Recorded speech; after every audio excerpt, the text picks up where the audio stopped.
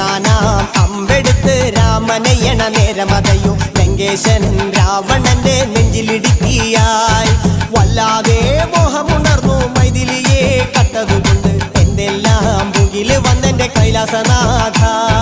കുഞ്ഞുമകൻ മേഘനാഥനും സോദരനും സർവരും ഇന്ന് തന്നെ വിട്ട് പോയതല്ലോ കാലപുരി തന്നിൽ